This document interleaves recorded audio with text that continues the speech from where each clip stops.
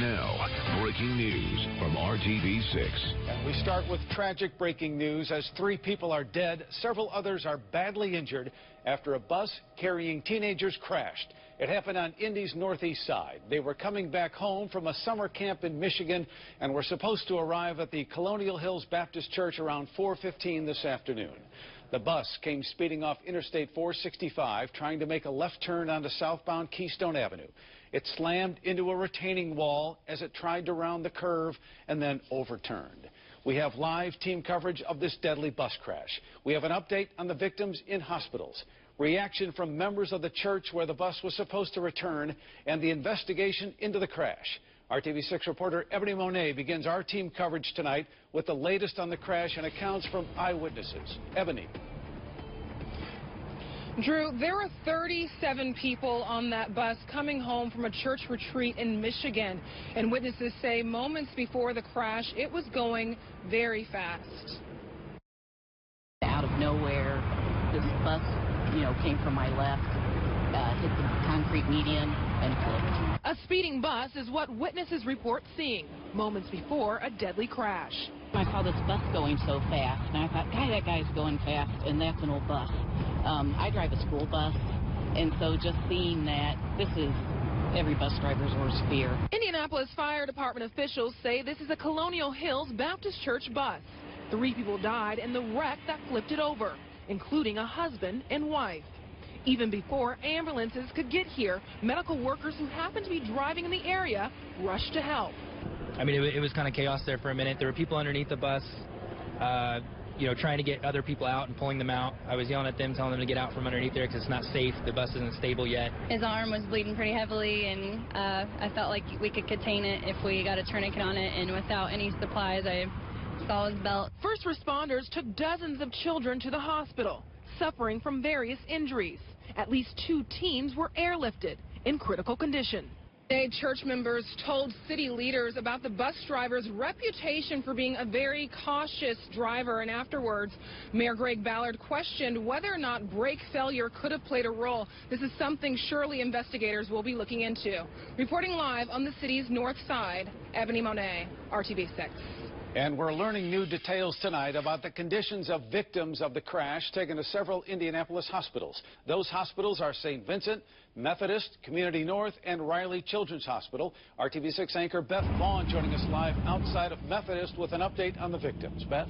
Drew, I have very good news to report here from the IU Health Network. 11 teenagers who were admitted here today have been treated and released. Tonight being held here at IU Health. 6 different teenagers, all listed in good condition. And over at Riley Hospital, 2 teenagers and a toddler. All of those also listed in good condition. Now, these are huge improvements from when we last saw you at 6 o'clock this evening. In fact, our photographer was here at IU Health when the caravan of ambulances arrived and the life flight helicopter landed. It was a rush of action that has since cooled off. This was the same at St. Vincent Hospital as well. Tonight, 2 adults remain there. At last check, they were also listed in good condition. Now, we spoke with the chief trauma surgeon who tells me they were ready with multiple anesthesiologists, trauma surgeons, and bounds of nurses. He says they went into full mass casualty mode. Some of that decision making is made at the scene. We would certainly have been able to handle more patients than actually ended up arriving. We had the resources that would have been able to take care of 20 or 30 seriously injured patients.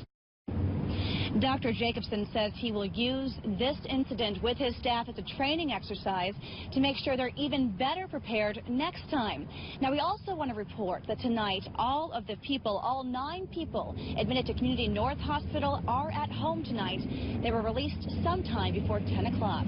Reporting live downtown, Beth Vaughn, RTV6. That is some good news, Beth. Thank you. Prayers. That's what the pastor and the deacons say their church family needs most right now. At this hour, people are doing what they can for the victims and their relatives who have gathered at the Colonial Hills Baptist Church just off 80th Street in North Keystone. The bus that overturned was ever so close to its destination when it flipped, killing 3 people. RTV6 anchor Mark Mullins live at the church now with more on how those in the congregation are helping each other out. Mark? Drew, you mentioned that people want to help in any way they can. Well, the managers of a nearby fast food restaurant sent over a bunch of sandwiches, chicken sandwiches, to this church for the people who had gathered just to be together.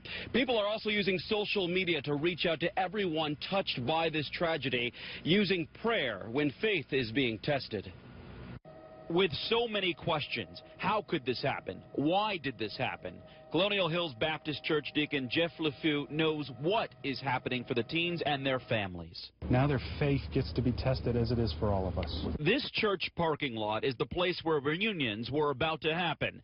Deacon LeFou couldn't wait to see his daughters. He was waiting with his wife for the buses to pull up. The small yellow bus showed up, and we noticed immediately that all the kids were screaming through the window and out the window, and that wasn't normal. They're usually excited to see us, but this was panic. The children described to their waiting families at the church parking lot what they had seen happen to the other bus. Deacon LeFou had 3 daughters on that overturned bus and 1 daughter on the smaller bus that arrived safely. They're all fine, physically. They saw a lot. They saw some difficult things. The church family is banding together, helping the kids who witnessed tragedy. It comes in waves where they're okay, and then it hits them again, and you'll look over and you'll see them grieving. Mayor Greg Ballard visited the church and felt the energy holding everyone together. As soon as you walk in there, they're together, and it's very clearly that they are being guided by their faith right now. It's very evident. Already, hundreds of people have posted messages of support on the church's Facebook page, many from as far away as Brooklyn, New York, Georgia, and New Hampshire, saying they're praying for the 3 who died and the others hurt in the crash. For the Colonial Hills congregation, the Bible's messages may help. The Bible teaches that when a Christian dies, they are immediately with the Lord. And so the ones who passed away, they were immediately ushered into heaven. And that's our comfort. Spoke to us tonight say the married couple that was killed were devoted and lived out their faith. The pastor and the deacons are now working out plans for what to do with tomorrow's services and how the victims will be honored. Meantime, I can tell you that this church has been around for 50-plus years and has more than 600 members part of the church. I'm live on the Northeast Side. Mark Mullins, RTV6. Seems like an amazing congregation, Mark. Thank you. And now the investigation into what happened begins for local authorities. What caused the bus to flip on its side, resulting in dozens of injuries and 3 people getting killed? Call 6 investigator Rafael Sanchez joining us live on the north side now with what he has learned about the investigation. Rafael. Everything, Drew, is on the table. Investigators will look at every piece of that bus, bumper to bumper. Now, sources tell me tonight that it'll be a few days before we get the official cause, whether it was mechanical error, human error, or both. The focus of the investigation will be on the man behind the wheel of the church-owned bus and the vehicle itself.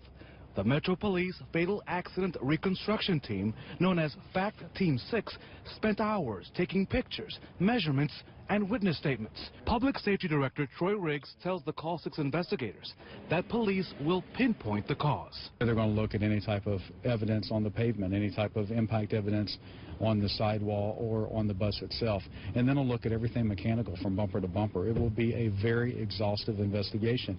You have to remember, 3 people passed away today. It's our responsibility to figure out why that occurred. Church leaders let the Call 6 investigators know that their bus is well maintained, considering kids were on board. Is that a safe bus as far as you know? Is that checked annually or weekly or whatever? Yes. What? All the checks. We will. We could assure you all the T's were crossed and the I's dotted. We want to represent to the community that we're diligent, and those that are responsible for that go above and beyond the call. Back live here on the city's north side, as you can see, the bus still remains here at the intersection. It will be moved shortly to an undisclosed secure location. Drew, similar to what we saw after the State Fair rigging collapse back in 2011. Now, at that secure location, investigators, you can imagine, will continue to do their work because you can see it is nighttime here. It is very hard to inspect that bus. So at that location, they will continue looking at all the pieces bumper to bumper. Their work will be of interest more than likely to an insurance company who will have to respond to claims and maybe even to some attorneys if this case becomes criminal or goes into a civil lawsuit. We're live in the city's north side. Rafael Sanchez, RTV6. Mason Raphael.